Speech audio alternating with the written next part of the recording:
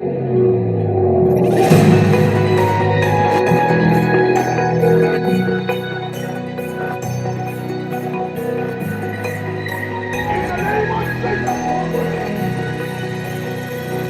c'est le pasteur Cathy Eka, connu sous le nom de Cathy Eka du ciel. C'est l'une des rares servantes de Dieu qui exerce sa vocation sans complexe ni hypocrisie quant à son apparence. Donc, la kata penga suki nanga, la dessiner nzoto. Et ya te kio, ba jeune ba pauvre. Ba lo ba place au PPL hein. Le rang un jeune en vivre hein. Na ki ne koto pasteur azot kali makambo.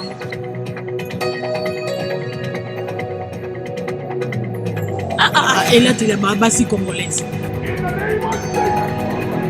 Maquillage à base congolaise. Donc, et comme niveau moko ya mabe ya son bande bangai. Jupe sans jupon, ma string et homona na ba caleçon dessiné. Donc, tous homona sous-vêtements nions. Et ça va choc et ça va scandale. Azo convaincre nga. Na metabosa. M'accepter que ma vie na Congo ça m'a dit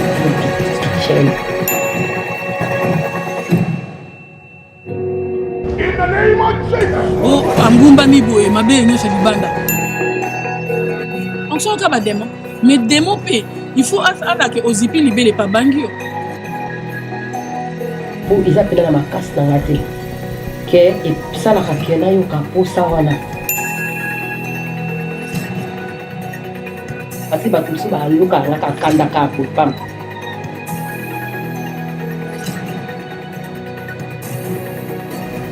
Parce que na yebi musala o eza facilité. Ta coquille sous soute ko za sous na singa. Ko singa te katana. Naza trop jeune. Eza facilité. Guerre à génération ezali. Eza solo. La jeunesse nous avons une identité nae, alors nous avons mis ba se rechercher. Bon motoné bima. Il y a un danger. C'est la yoka amine zambi.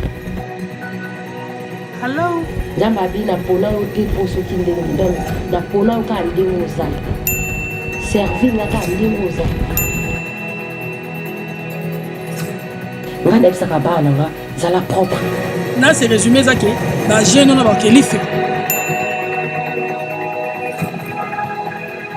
Le monde a ténèbres est tranquille.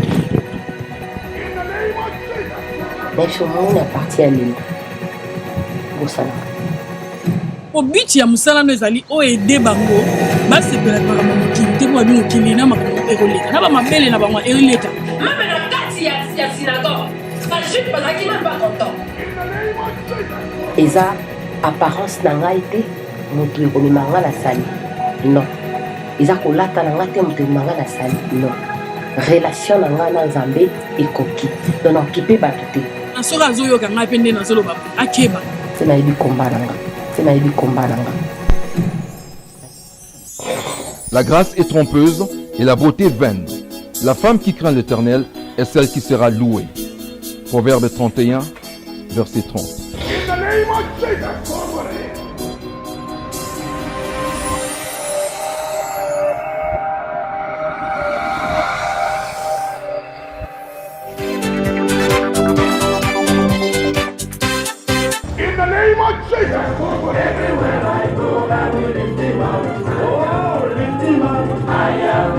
Les assemblées chrétiennes ou encore les églises deviennent une mise en scène dans laquelle les femmes et les servantes de Dieu essaient d'impressionner pour avoir l'air plus riche, bon chic, bon genre, beau et gentil. Et cela peut être un potentiel d'obstacle à la bonne nouvelle. Plusieurs questions se posent sur ces sujets. Faut-il s'habiller d'une manière spécifique pour être en communion avec Dieu? Une chrétienne peut-elle se maquiller? Est-ce un péché pour une femme de porter un pantalon?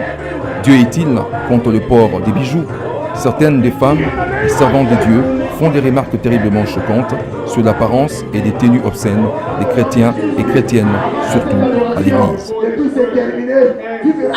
Et là, tu es la basi congolaise. Donc, et comme niveau moko ya mabe ya soni bande konangai. Oh. Oh. Attends, mon je voulais te remettre bien. Elle est cachée. Elle est cachée. Tiens, je vois ça. Et tu es là, tu es là, tu es là, tu es là. Maman, ça l'est fort. On l'a nana posa bakose lipolaki yo ni nani maquillage ya basi ya bacongolaise donc ekomi niveau moko ya mabe ya soni bandeko na ngai.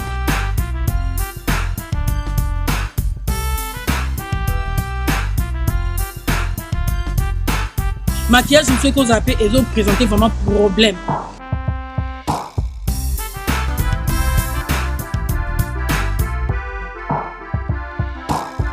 Omoso olamba fufu ozwi masango manioko na mai ya moto nyonso na misato ekomi eloko moko olie oki bien nde likambo ya ideo na oloba fashion na faith c'est-à-dire nini ondimelaka yo ozoboza chrétien yo ozoboza croyant.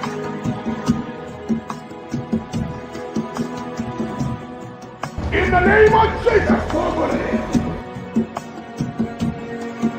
Ici, c'est le pasteur Cathy Eka, connu sous le nom de Cathy Eka du ciel. C'est l'une des rares servantes de Dieu qui exerce sa vocation sans complexe ni hypocrisie quant à son apparence. Dieu l'utilise puissamment dans son ministère du salut à faciliter les jeunes de cette génération à s'approcher de lui, quelle que soit leur apparence. À côté de sa position pastorale, la servante Cathy Eka du ciel s'intéresse à l'habillement et autres accessoires, du parfum, les maquillages et les cheveux. Donc là, on a quoi arranger souki na ngai. Voilà, natizaka babiloko ebele un peu koluka naturel basile na yo obongisi yango bien moni elingi ezala vraiment harmonie mais nalingaki te natia yango nalingaki te nanga nazala kaka boye ezala naturel. Pour la servante, le maquillage a d'abord pour but de donner une bonne mine au visage. Et Dieu veut que ses enfants aient bonne mine. Na look bien na miso ya bato na shine nzambe asali ngai kitoko me eza teke souvent asali yo mpo wana fo bongisa yango tie mafuta kitoko osali suki na yo ofona look boye mpo na make money na meka kozwa quelque chose. Donc voilà, c'est bien omoni na look la princesse, oui, na appelle princesse.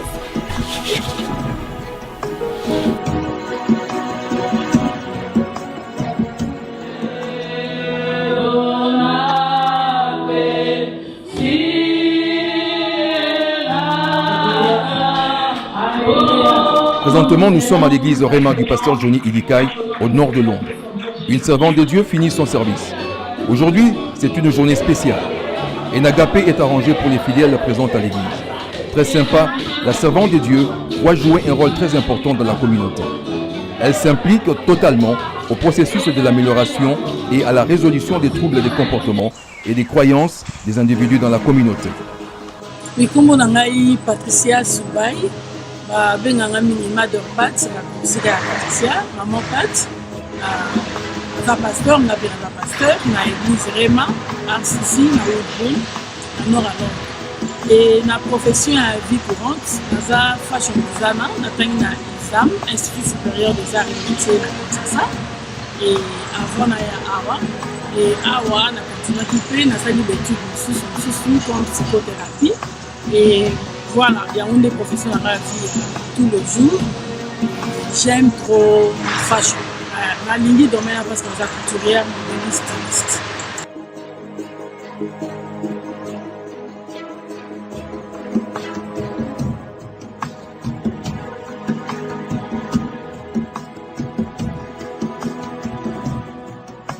Aujourd'hui, le temps est beau.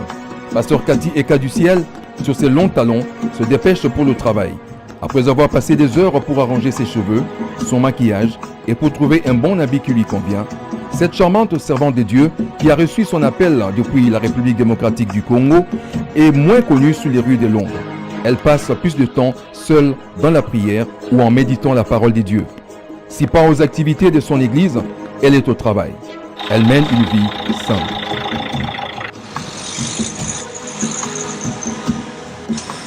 En tout cas, Nazaka vraiment gentil, Naza vraiment très cool, Naza très compréhensive, Nanga comprendre, donc comprendre bateau, kocha pe na place à moto, donc nalinga bon, et puis nalinga na kata ba relation oyo tozala kanango, ba relation na biso amicale, nalinga toujours, malgré Naza gentil, mais nalinga respect. Nanga respect, nanga respecter nga. Donc, c'est comme ça, nanga respect, parce que soki respect ezali yo ozorespecte bato bazorespecte yo vraiment nalingaka ndenge wana.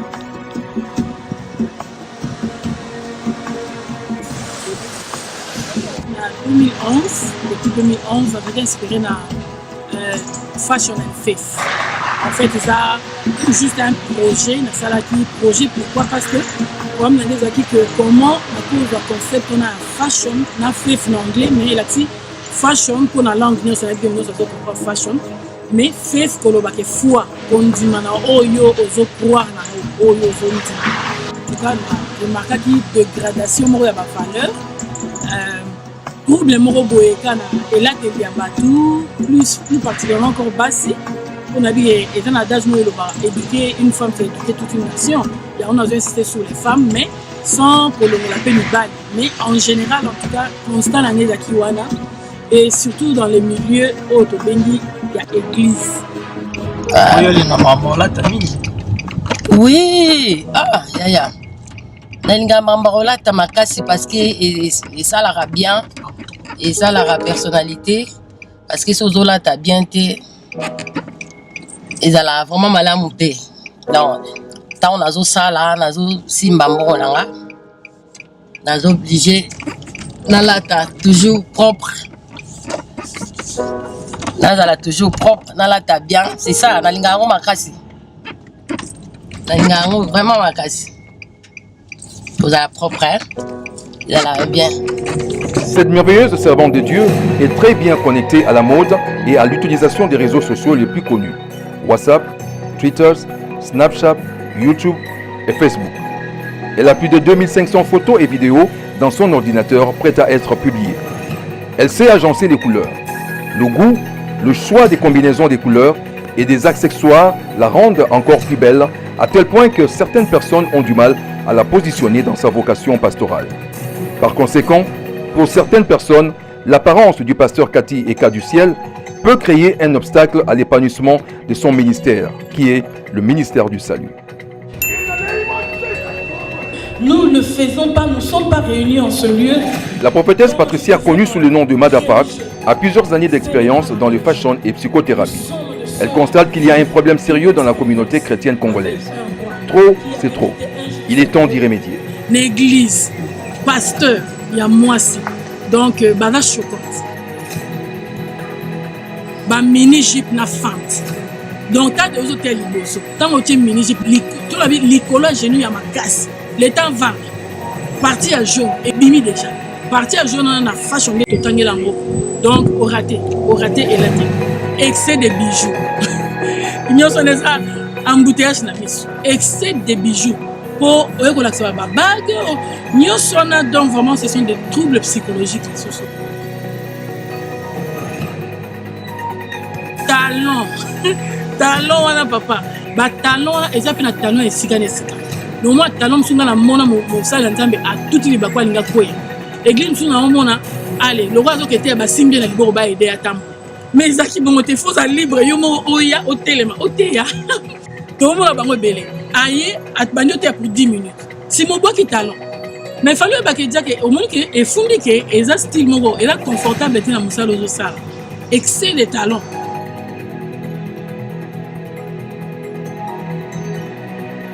Oh susu ya makasi na bossa ni mabele libanda. Wana nde susu to e baby makasi wana nazo bati kutu et là. Au moins que ndako to lo. O azo landanga na semo azo lo ba choquant. Scandale. Boy na boy. Au mona, par exemple, mobile, à Kamati alati ba body autour ba cercle, a bombé déjà ba paquet, ba veste ya vendi likolo ya quiz, azo tourner. Mais et puis en plus, tant on ba tout ba prier, bazo koya, ils ont prier les ba. A comme ce qu'on a caca, moi bouger ça. Ou bazo prier les ba, on se bazo bouger kana, ba la mike l'église bazo mona ba caleçon pasteur, bazo mona ba parti à pasteur. Fashion et fait projet et ça vraiment le coup la mélange il y a deux professions dans la fashion designer na psychothérapeute parce que nazo même changement à Katia Mout.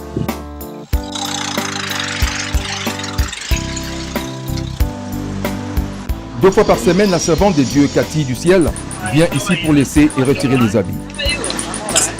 Elle est parmi les 45% des femmes qui trouvent que faire le ménage des habits à la maison, utilisant la machine à laver et le repassage est une perte énorme du temps.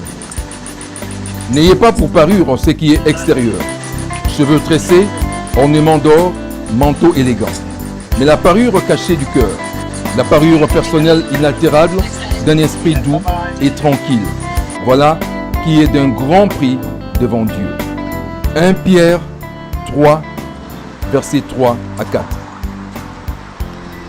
Faire du shopping est une des activités préférables du pasteur.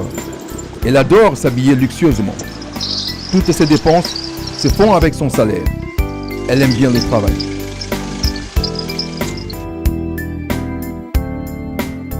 sikoyo nake mosala parceke libelobi oyo osala te alia te naza hejo sa sala suki vraiment kitoko sikoyo nakei travail mosala eza papa mosala eza mama so ozosala te okolia te so ozosala te moye okosesi ovenir na babesoin na yo eza te. Nous sommes au nord de Londres, à Tottenham. Pasteur Cathy Eka du ciel répond à un appel d'urgence. Sa collègue coiffeuse, inondée des clients, a besoin d'un coup de main. Donc, nakei sikoyo salon de coiffure.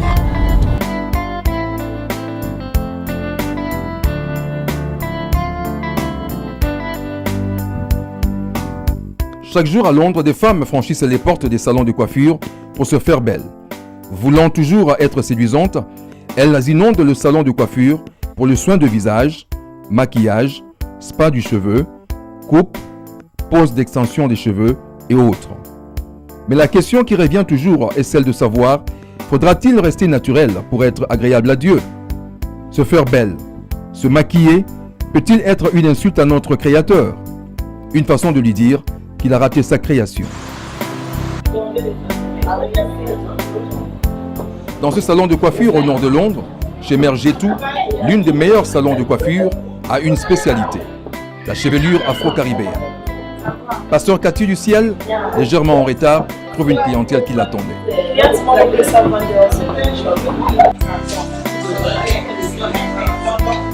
Étant la servante de Dieu, elle a aussi une expérience dans ces domaines. Na Kinshasa bato bayebi ebesi na Gombe bayebi eza place oyo nayekolaki kosala suki kosala make-up na tangi yango mpe na Fit College mpe nazweli yango mpe bacertificat. Voilà.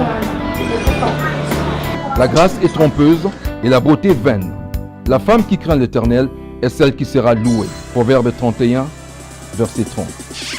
Le maquillage comme les cosmétiques sont très anciens, probablement utilisés dès la préhistoire. 3000 ans avant Jésus-Christ, les Égyptiens connaissaient déjà le maquillage. Pour certains chrétiens, ceux qui sont contre le maquillage, leur argument principal est de dire que nous ne devrions pas altérer l'apparence naturelle qui nous a été donnée par Dieu, puisque Dieu nous a fait naturellement bien. D'après le poète satirique latin Juvénal, une femme ne se fait belle en se parfumant et se maquillant que pour un amant, donc avec l'adultère à l'esprit. Pour certains, en réalité, l'idée derrière le maquillage n'est pas de créer une fausse beauté, mais de mettre en valeur une beauté naturelle. L'écrivain latin Romain Plot a écrit « Une femme sans maquillage, c'est comme de la nourriture sans sel ».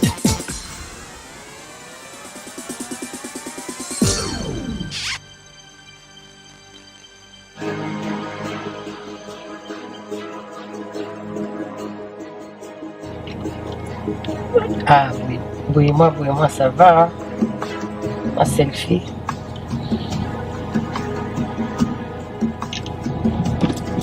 Aujourd'hui, c'est une journée spéciale pour le pasteur Cathy du ciel.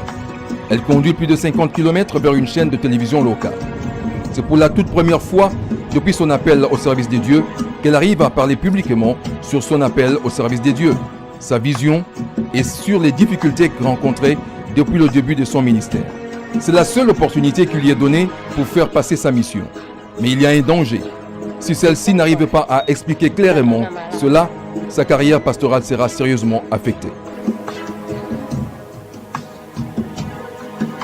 Avant que je ne te forme dans le ventre de ta mère, je te connaissais.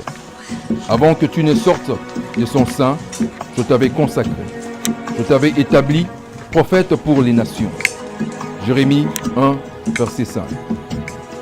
Au studio, tout est bien et fin prêt. Pendant que la servante de Dieu s'occupe de sa dernière retouche de maquillage, Beken Yambouya, le réalisateur, l'aide à fixer le micro. Il vérifie le son et arrange la lumière du studio. L'appel du pasteur Cathy du ciel au service de Dieu et depuis l'Afrique. Misala oyo ya Nzambe oyo ezali appel oyo Nzambe abenginga depuis na Congo. Nazalaki mwana moko nalinga mama Nzambe mingi. Omona musala Nzambe appel c'est pas eza facilité. Appel d'abord eza nini? Appel eza c'est un choix. Eza choix ya Nzambe asala ngo na ba vie na biso. C'est-à-dire que Azio a catégorisé yo na bato. A-t-il mis à part pour une mission spécifique? Une rencontre surprise du pasteur Cathy avec une cliente de longue date. J'ai toute la coiffeuse, charmante et accueillante, veut en savoir plus sur l'appel de la servante de Dieu. Vraiment, na moni suki kitoko, ba brésilienne, na moni 30 inch, na moni ba style kitoko, make-up vraiment posé. Oh, ils ont vraiment professionnalisme. Ce qu'on a dit na yeba, ndeko za propre kitoko. Est-ce que on a sujet à distraction qui dans quatre églises et yozo kota balobi ah mosani na Nzambe ba kitoko elele boy. Sani na Nzambe suki kitoko milai. La prophétesse Patricia Madapat nous répond par rapport aux questions sur les comportements des servants de Dieu qu'elle trouve être des signes de troubles psychologiques ou encore contre la Bible.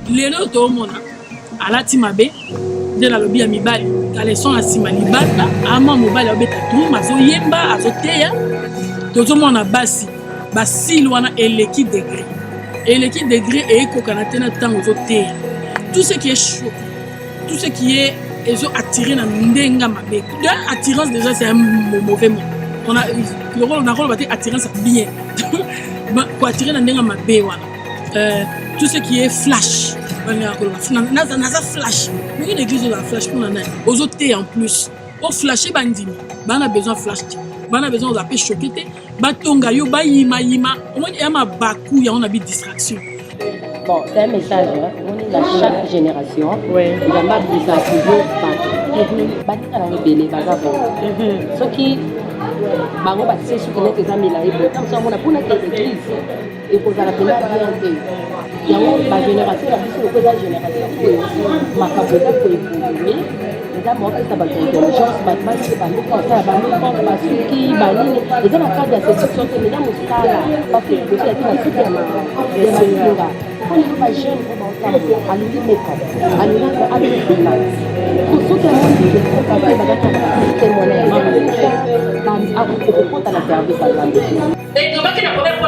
pourquoi Nzambe, Dieu tout-puissant, alors que tu m'appartiens et à ce moment avec audace, que tu m'appartiens. À exagérer. Alors moi en dehors de la normalité que il faut notre propre, il faut notre même classique, tant dans autres théâtres, on a après avoir goûté, hein, dans autres théâtres, dans autres chaboyés, on a avoir baibou et puis ba couleur on a ka baibou. Pas comme ça ba luka ngaka kanda ka pam. Amono ka boy sepe no ka te ka ndi amonio nazotia ba misu be bazomona nini ya mba masile koti na misu mtazote ya bandi kotungisama donc basuki 5 couleurs alléluia soki mo bala bali mwasi akomi mwasi na komi bala mo pa partenaire na ye amen tiko biso lelo toza ya Nzambe. On remarque même en allant dans mon côté église en sous petit ba mitou rouge tout jaune ba mitou vert ba mitou mélange à ba couleur mis sous place ba doit distribuer ba pour adorer bien na yebiti pourquoi ba ba rejetanga facilement na yeba ba raison pendate raison zaka tout na ndenge taka uzali apparence donc ndenge Nzambe asala ukaka na yebite na c'est poser un peu ba question wana mais c'est vrai mon tout olinga te ba tout ba linga yo même na kati ya synagogue ba juif bazaki même pas content quand bazon te ba bazaki ba content yango na bien ne comme tout ça va dire aux autres ba ba ni ma te mais continuer à prêcher la bonne Jésus-Christ. Amen. Génération pour balingi bazala bo. Parce que moi on a quand la bango bazala. On a tchaka manza. On est passé à la cabassu qui n'a yé bataille. Et donc il supposait que l'église libanda nango batu nango bamona na bazala ndenge mona batu libanda sinon ça sert à rien. Là tu as choisi tout d'abord un parce que ils ont tenu mon côté où ils ont bâti le biquet où ils ont uniquement pour le pasteur. Ils ont la montée. Bisoto na ba païen na bato ba yebi nzambe to kota na même magasin. Tout sous ba radio pour kaka place moko. Ba chemise, ba veste, ba jupe, ba pantalon tout sous ba kaka place moko. Passer une soto la taka selon soit na ye. Selon ndenga dingi amoni ke mukwana lata e bongisa ye anu ki bien na misabato. Beaucoup d'églises sous ba pantalon karati na ba adoratrice na ba yembi na ba pasteur ndolo bi c'est ya base. Il y a des chrétiens qui sont contre le fait que les femmes portent des pantalons, car le pantalon est un vêtement d'homme. Le verset qu'ils utilisent le plus pour soutenir cette idée est Deutéronome 22:5. Le pantalon est présumé toujours plus immodeste qu'une jupe. Et pourtant, une femme peut être modeste et pudique en jupe comme en pantalon. Les deux ont le potentiel d'être portés indécemment. Dieu voit l'intention de chacun. Le plus important est d'être modeste et pudique dans les pantalons tout comme dans la jupe. Jésus a l'attaqué différent. Le même rang et les femmes et les autres. Ils ont toujours la même tenue. Est-ce qu'ils sont différents? Jésus n'a pas l'attaqué bien, propre. Griffe à moutoté, griffe à moutoté. Mais il y a une façon à mon cas propre. Elle est différente. Ah, là, c'est Kazamo. Donc, on a tapé la main. Donc Jésus a traîné à taloté pour griffer et razoter. Moi, baguer mon anaka. Non. Donc la tapé dans la hypocrisie, dans une image moko au malazana wote. Soit image moko au malali kozalate. Mais après tes âmes habitent des fois dans la taranga. Amen. Naliki moto moka pesa nga amen bien. Na milona yoka yo alléluia. Zaba zamala. Bien-aimé dans le Seigneur, tu passes journée à bien. Na kati l'adoration, na kati la louange. Zamba kumisami parce qu'il grava adorer. Mais dès que nazo image moko boye, na mi kumisaka maman parce que non servi ngambé, non. So tali bien. Ba pasteur ebele to na ba oba bana musala liboso nanga. Bazo baka oyo. Parce que na yebi musala oyo eza facilité. Naza trop jeune. Eza facilité. Guerre à génération ezali. Eza solo. Jeunesse eza d'abord âge de fleur oyebi. La jeunesse nous avons identité naïe, alors nous avons mis à se rechercher, bon motonner bien. Il y a un danger. C'est-à-dire quoi? Si ton esprit nous a affecté, il a changé. Et comprends que nous avons balengi na ça. Là c'est dur batoté. Bon ba koyate, ba sumukate, ba tonton ba to ba mari, ba koyate pour nanga. Maintenant, on a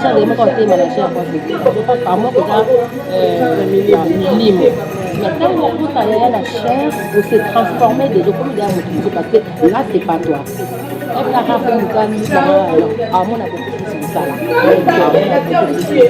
Même maman pasteur, au diakalou la raïté, au angumba miboé, ma belle ni libanda. La Bible me dit tout ça, clair et net. Ce sont des choses sexuelles, la sexualité. Et ça, non, comme ma pratique, il y a mes sexualités, c'est-à-dire tout ce qui est du dehors, tout ce qui est façon d'une autre bimisa, une expression à sexe féminin.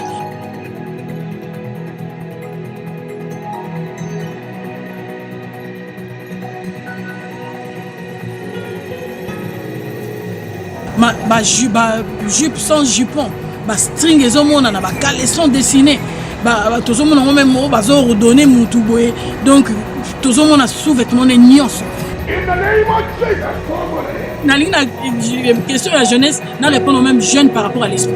Papa 50 ans, Congolais 40 ans, bana bakoli, dîner à kopasuka pasuka yena onka bonne église. Maman est bana, enfilé na mon protocole. Enfilé non seulement scandale en blanc, mais ekati sous la ligne na mi pendene à jour. Azo servir ba pasteur. Bande konanga sont des choses, sont des scandales. Ce sont des scandales. Mais Nzambe a convaincu les localités. Nzambe lingana tika na ndenge na za. Teme tumusenga mingi. Nzambe lingana na pona oti po zabu. Non.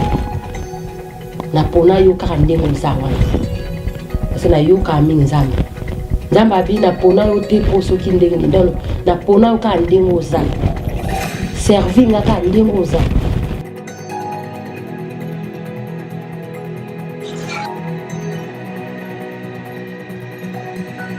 Donc tant que non servi nzambe nzambe wana balobi nyonso eza ya ye mbongo eza ya ye or argent tout eza ya ye donc faut napesa image moko ya moto nazo servi et non napesa image moko c'est comme si naza malheureuse c'est comme si nzambe ona osalelaka na ye te c'est comme si nzambe ona osalela pambolaka na ye te sikoyo nzambe wana ozoteya bato ozoyebisa bato ke nzambe akopambola yo nzambe akolongola yo na point x akomi so na point b vraiment sikoyo nzambe wana ngambe na osalela ye mais non il faut toujours nazala propre.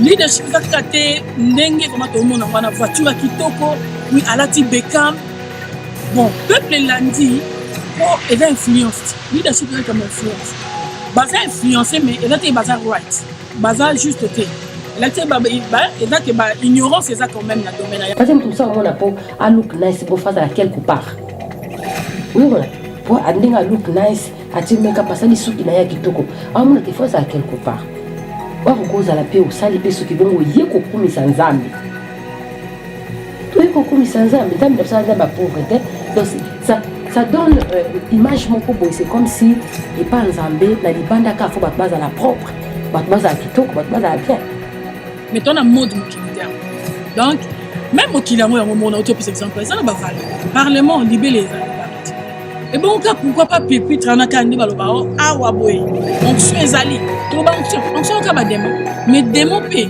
il faut que ozipi libele pa bangio mais tant on l'accepte libele là sina démon on parle ba to kokani na mama mo bwe ko nga ba juger nga yo be ba juger libele na ba démon pe na si baloba. Je suis pas ce que je suis parce que je suis bien habillé. Je suis pas ce que je suis à cause de ce que je dis. Je suis pas ce que je suis parce que l'église a dit que je sois tel. Namba Lobi, lui, il ne regarde pas l'extérieur. Habillé a beaucoup plus les cœurs. Pourquoi là, t'as nous lamba aux zipi, mis sous des eaux, mon dans la thé. Mais ceux qui n'a qu'à s'nayo, aux en abonnoté, au serveur à peine d'embêter. Mais aux autres, sa apparence, elle est banda. Vous comprenez? Et c'est donc dans ce contexte-là que le Seigneur m'a dit, en réalité, c'est pas de ton vêtement physique que tu dois prioritairement te débarrasser. Le plus important, si je peux dire ça comme ça, pour un chrétien, recherche premièrement à te débarrasser de ton vêtement interne. Ce vêtement-là qui, des fois, il te souille, des fois, il t'empêche, même s'il ne te souille pas spécifiquement, il t'empêche de vivre la gloire de Dieu, de vivre ce que Dieu veut que tu vives. Donc, c'est ce que je voudrais dire à quelqu'un. Alors les mèches, les bijoux, tout ça, et ma soeur, le message que le Seigneur met dans mon cœur ce matin, c'est que quelqu'un doit se débarrasser de son vêtement intérieur. C'est pourquoi na bano bazo en église na mima bango na bavi moko boya bente ya hypocrisie ke koza la beauté foza la beauté bana wana auto za ko encadrer lobi ba ko bala mais ce que yebise te ke mama taka mo crayon afin na kaloka mo mobile mais mobile ta bazo dimana libanda kuna amuna basi bazo look propre ba ozala bien quelque part ils ont pesa bien justement et ya te ke o ba jeune ba pona baloba ah place au pépélé hein le rana un jeune en vivre na kende koto pasteur azoto kane makambo au moins trop batwana na se résumé ça que ba jeune on ba ke life ko biti ya musala mezali o aider bango ba sepela marama mokili te bo abi mokili na marama eroleka na ba mabele na bango eroleka o bataille kitoko na za jeune finanza boto mo na bon fille ezobeba biti ya église ani to gagner kutu bango baya ba comprendre vraie vie ba la kitoko pe ba ke de lora.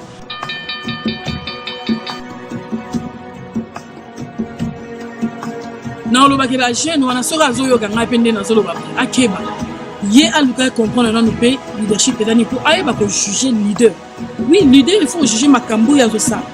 Na babité juger ye akota lola wa sali ni okona eno kotonga été. Le monde a tenu politique en tranquille. Et ko ye la ba parole a bon ke ba bandi mauté, ba humilier yo. Ba to ba sala ba faux témoignage pour na yo.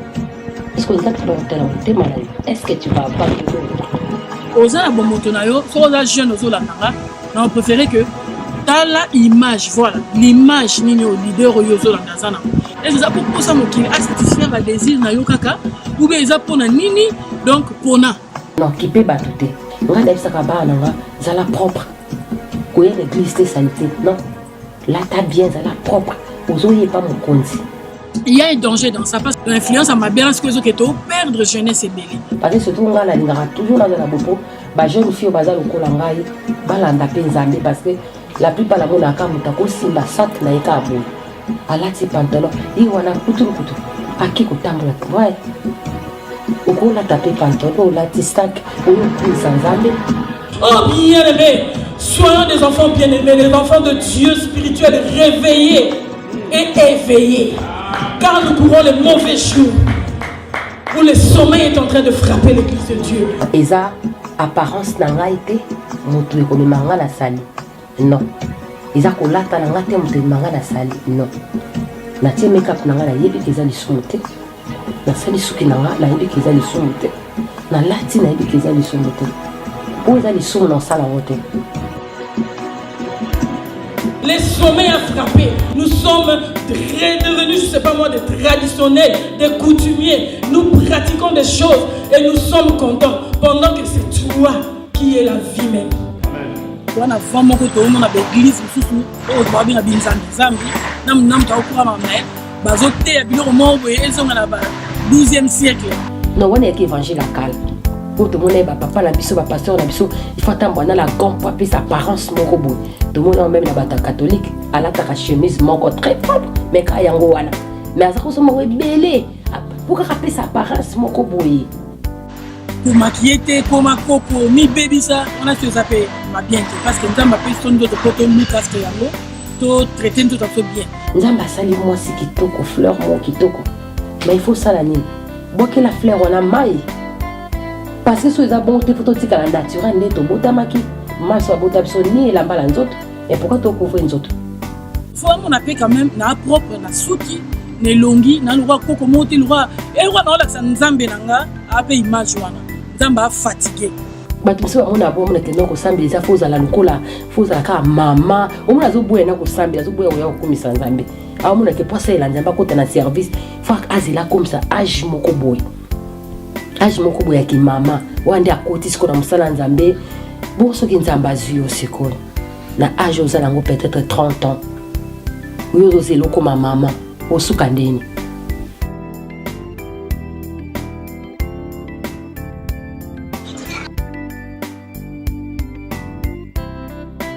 Oui, c'est important et ça que parce que faut appeler ça look moko boya bien devant bateau qui à la tête décemment. Tu es un pasteur, mais il faut que tu aies mal de propre, il faut que tu aies couleur ni nazo et match bien, ça fait du bien. Pour l'ilobéza quand tu es baozo du ngongo nanga, mais ça mis na bango somo, mis sur talanga. Pasteur là tu partage pour me pousser mi pende tout les banda ou bien à tiki bateau tout les banda ou bien à des boumozo mona non là c'est choquant. Mais côté msokuta, bah là tu très bien parce que influence ça. Donc impact nango ezaka que ceux qui olati bazoto les banda et puis ko influencer ba na kat l'église eza malamu te. Wana baza ba brebis et puis bana na ba Holanda pe yo ndengo zolata na soti karabani ni banda nzoto libanda. Et ça peut s'enster à cause là la dignité on a un pasteur. Positif c'est ça que plus tu t'habilles bien, plus tu peux influencer sans beaucoup d'efforts. S'habiller bien on dit na outilo ba humilité simplicité. Je pense pas que les gens à la fente, me pendre nos jeunes ou attirer ma frère ma père. Non. Donc là c'est normal. Plus que ça on dit sous-monter. Il y a des sous-monter que pour la ti pantalon, pour la ti jupe, pour la ti liputa, il y a des sous-montants. Mais là c'est normal. Aux arts modèles, maintenant ce bateau talayo, la taille normale c'est la présentable.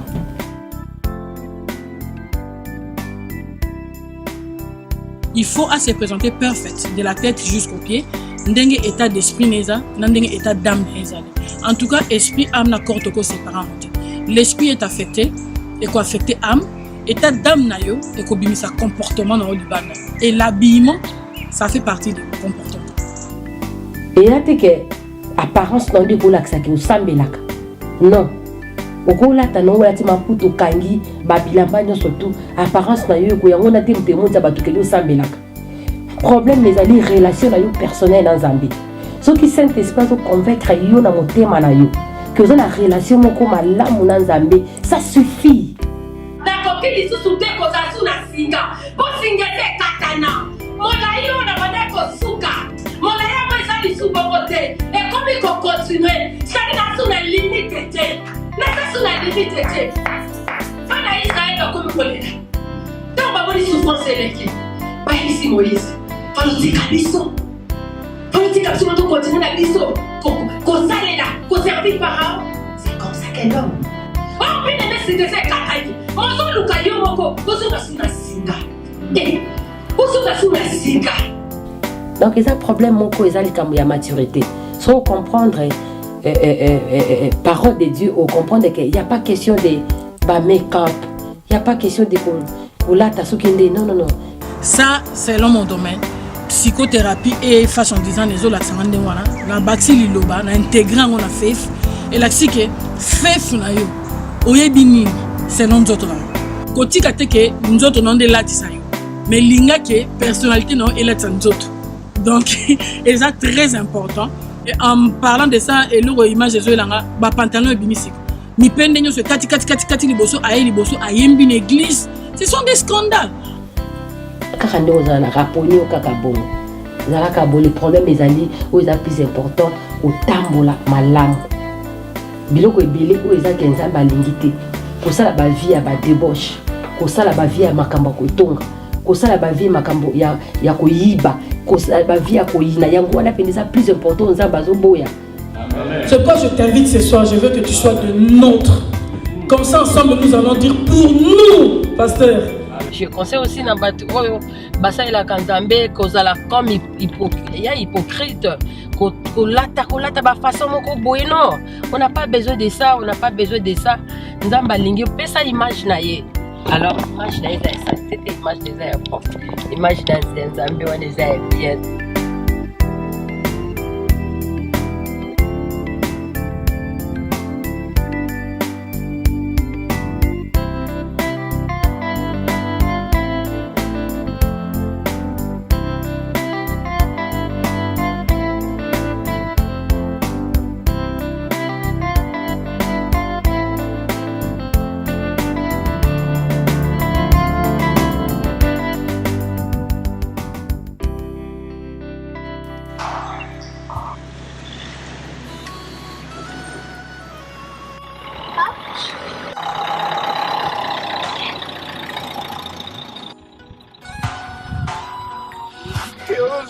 C'était un merveilleux jour. La servante Cathy du ciel révèle son coin le plus secret. Elle se retrouve au milieu de nulle part. C'est ici qu'elle se réfugie pour se connecter avec Dieu. Le lieu où Dieu vient à son secours. Le lieu où Dieu répond à toutes les questions de sa servante. Le pasteur Cathy du ciel a un objectif qui peut être difficile, mais possible à réaliser par la grâce de Dieu. Elle veut que les femmes et servantes de Dieu arrivent à servir Dieu, peu importe leur apparence. Pour certains, cette vision est la plus profane. La servante étant très attirante de nature, leader de l'église ministère du salut, son apparence souvent mal jugée crée une situation conflictuelle avec d'autres leaders des grandes églises bien établies. Son histoire est un sujet d'humiliation, de critique et de jugement. Connaissant le fait que Jésus-Christ n'est pas allé à la croix pour une histoire de bijoux, de maquillage, de mèches, ni des pantalons et autres choses matérielles, sa Bible à la main, ses yeux sont tournés vers Dieu qu'il utilise puissamment. Elle attend sa victoire patiemment. Sa victoire est de voir les jeunes hommes et femmes de cette génération servir Dieu sans hypocrisie ni complexe, quelle que soit leur apparence.